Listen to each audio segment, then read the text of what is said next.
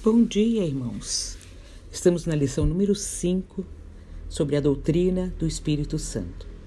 O título da lição de hoje é O Espírito Santo no ato da conversão. Conhecemos até aqui o quanto o Espírito Santo agiu desde o princípio dos tempos. E hoje saberemos como ele age na vida de um pecador que se converte no ato da sua conversão. Vamos entender o que é conversão. Existe um jeito certo de se converter? É verdade que uma conversão acompanhada de choro é mais forte do que uma que não houve choro? Quantas conversões existem? É possível uma pessoa se converter mais de uma vez? Quem é o agente da conversão? É uma pessoa que se converte ou é Deus quem converte a pessoa? Existe participação humana na conversão? Se existe, que participação é esta? Conversão é a manifestação externa da regeneração. Não podemos ver a regeneração, mas podemos ver os efeitos que ela produz. O efeito mais notável produzido pela regeneração é a conversão, na qual o regenerado expressa sua fé e seu arrependimento com o consequente abandono do pecado. Em outras palavras, quando falamos em conversão, estamos falando da vida cristã do ponto de vista de sua direção, um afastamento do pecado e uma aproximação de Deus. A conversão pode ser definida como um ato consciente de uma pessoa regenerada, no qual ela se volta para Deus em arrependimento e fé. E isso ocorre porque houve uma convicção do pecado. Convicção do pecado não é apenas o conhecimento do certo ou errado.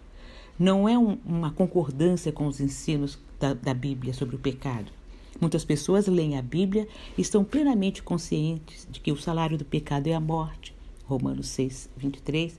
Elas até podem saber que nenhum impuro, nenhum avarento vai entrar no reino dos céus. Eles podem saber, conforme Efésios 5, 5. Podem até concordar que os perversos e todas as nações que se esquecem de Deus serão lançadas no inferno, Salmo 9, 17. No entanto, apesar de todo o conhecimento, continuam a viver no pecado. Entendem as consequências, mas estão longe de serem convencidas do pecado. A palavra convencer é uma tradução da palavra grega elenco, que significa convencer alguém da verdade. O Espírito Santo age como um promotor que expõe o mal, reprova os malfeitores e convence as pessoas de que precisam de um Salvador. Ser convencido é sentir uma pura repugnância pelo pecado. Isso acontece quando vemos a beleza de Deus, a sua pureza e santidade, e quando reconhecemos que o pecado não pode habitar com ele. Salmos 5, 4. Quando Isaías estava na presença de Deus, ele ficou imediatamente sobrecarregado por sua própria pecaminosidade. Então, ele diz assim: Então disse eu, ai de mim, estou perdido, porque sou homem de lábios impuros, e os meus olhos viram o Rei, o Senhor dos Exércitos. Isaías 6, 5. Então, na presença de Deus, os seus pecados afloraram, e isso causou vergonha, consciência, convencimento da sua situação. Ser convencido é sentir um completo pavor do pecado. Quando o Espírito Santo convence as pessoas dos seus pecados, ele usa as suas próprias palavras, escritas na sua palavra, na Bíblia, a respeito disso. Lá, Hebreus 4:12 diz assim: Pois a palavra de Deus é viva e eficaz e mais afiada do que qualquer espada de 2 gumes.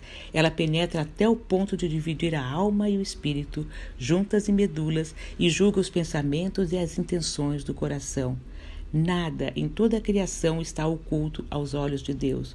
Tudo está descoberto e exposto diante dos olhos daquele a quem havemos de prestar contas.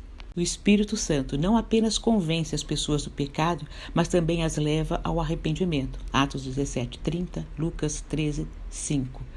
O Espírito Santo traz à luz nosso relacionamento com Deus. O poder de convencer do Espírito Santo abre os nossos olhos aos nossos pecados e abre nossos corações para receber a sua graça. Efésios 2:8. Diz assim: Pois vocês são salvos pela graça por meio da fé, e isto não vem de vocês, é dom de Deus, não por obras para que ninguém se glorie. Essa convicção que o Espírito Santo coloca nos nossos corações dos nossos pecados provoca a conversão. E o que a conversão faz conosco? Ela ilumina a nossa cabeça, a nossa mente a respeito do pecado. Então, o pecado passa a ser conhecido como ele é na realidade. É um comportamento que desagrada a Deus.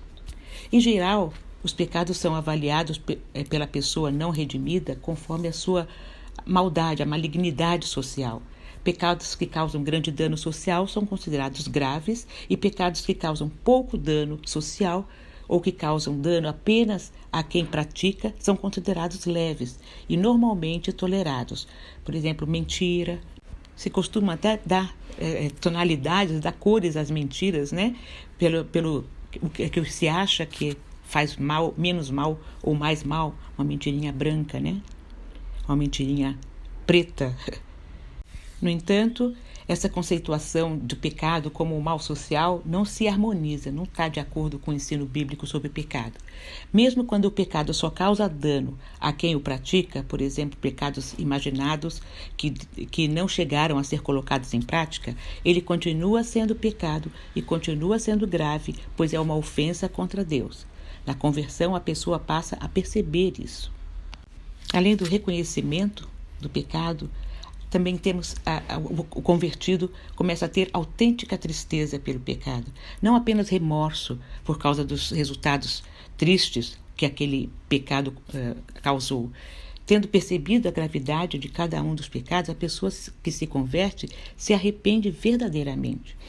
Esse arrependimento diz respeito à tristeza que ela sente por ter desobedecido ao Senhor e à sua disposição de mudar sua atitude. Isso nada tem a ver com remorso. Remorso é a tristeza que sentimos quando temos que lidar com os efeitos prejudiciais causados pelas nossas ações erradas. Outra coisa que a conversão causa na vida da pessoa é a confissão do pecado. A humilde confissão do pecado. Isto seria tanto para com Deus como em relação aos outros que foram feridos pelo pecado. Tendo tomado consciência da gravidade dos pecados, a pessoa que se converte logo se preocupa em pedir perdão a Deus por tê-los cometido e em pedir perdão também às pessoas que foram prejudicadas por esses pecados. Isso envolve a ideia de restituição pelos danos causados sempre que for possível. Outra coisa também que causa, assim que a gente se converte após a conversão, que o Espírito Santo coloca em nossos corações, no coração daquele regenerado, é a aversão ao pecado. Tendo percebido a gravidade do pecado, a pessoa que se converte passa a sentir aversão pelos pecados que ele cometia anteriormente, que traziam prazer a ele e se esforça para fugir deles. Aquele que foi convencido pelo Espírito e se converteu também tem a alegria de retornar para Deus. Ele sempre vai buscar conforto, segurança em Deus. A pessoa que se converte busca ansiosamente refúgio em Deus, confiando que será recebida e não por causa de algum suposto mérito humano, mas por causa da grandeza da graça de Deus que em Cristo perdoa os nossos pecados. O convertido, encontrando o perdão da parte de Deus, sente uma alegria plena, uma paz abundante, independente das circunstâncias que esteja passando. O amor, outra marca do convertido, o amor genuíno. Como resultado do perdão dos seus pecados e da sua reconciliação com Deus, a pessoa que se converte passa a amar a Deus intensamente e ao próximo como a si mesmo, sentindo prazer de estar na casa do Pai e em servir a Deus e aos seus irmãos. A vida espiritual que recebemos na regeneração só pode ser preservada, fortalecida e desenvolvida mediante a nossa comunhão com Cristo. Lá em João 15,5 diz: Eu sou a videira e vós os ramos. Quem permanece em mim e eu nele, este dá muito fruto, porque sem mim nada podeis fazer. Certamente, a ação de Deus, soberana de Deus, concedendo e sustentando a nossa salvação e a nossa comunhão em Cristo, é que envolve a nossa conversão. Tanto o arrependimento quanto a fé são dádivas santas recebidas do Senhor. A conversão é uma obra da qual a participação humana é muito importante. Tanto no Antigo quanto no Novo Testamento, a conversão é apresentada tanto como uma obra de Deus como uma obra humana. Isaías pregou para que houvesse salvação. Isaías 45, 22. Ezequiel pregou para que houvesse salvação. Convertei-vos dos vossos maus caminhos, pois por que havereis de morrer, ó casa de Israel? Ezequiel 33, 11. Entre as passagens do Novo Testamento, em Atos 2, 38, arrependei-vos e cada um seja batizado em nome de Jesus Cristo para a remissão dos vossos pecados e recebereis o dom do Espírito Santo. Crê no Senhor Jesus Cristo e serás salvo, tu e tua casa. Atos 16, 31. Em Romanos capítulo 8, que é o texto básico dessa lição na nossa revista, portanto, agora já não há condenação para os que estão em Cristo Jesus, porque por meio de Cristo Jesus, a lei do Espírito de vida me libertou da lei do pecado e da morte. Qual é a obra do Espírito Santo na vida do novo convertido? É a santificação, se tornar santo.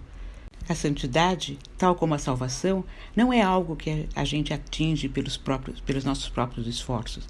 A santidade é dom de Deus, iniciado e completado por meio da ação do Espírito Santo.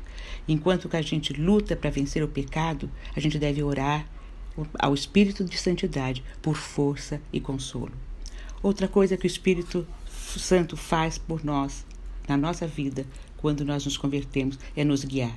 Cada momento da sua vida, como cristão, está intimamente ligado à obra do Espírito Santo. Por meio da palavra e do testemunho de outros cristãos, o Espírito conduz você a uma fé e certeza ainda maiores. Estamos no capítulo 8, de 1 a 5, versículo 14. Após a conversão, ele nos renova e nos vivifica. Mas se Cristo está em vocês, o corpo está morto por causa do pecado, mas o Espírito está vivo por causa da justiça. Ele passa então a habitar nas nossas vidas, nos nossos corações. Romanos 8, 9. Entretanto, vocês não estão sob o domínio da carne, mas do Espírito, se de fato o Espírito de Deus habita em vocês. Se alguém não tem o Espírito de Cristo, não pertence a Cristo. O Espírito Santo, quando entrou na nossa vida, na nossa conversão, ele passou a testificar de nós e interceder por nós. Versículo 16. O próprio Espírito testemunha ao nosso espírito que somos filhos de Deus. Ele testifica a nós mesmos, nos convencendo que nós somos filhos de Deus.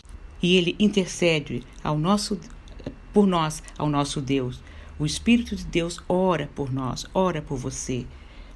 Da mesma forma como o Espírito nos ajuda em nossa fraqueza, pois não sabemos como orar, mas o próprio Espírito intercede por nós com gemidos inexprimíveis.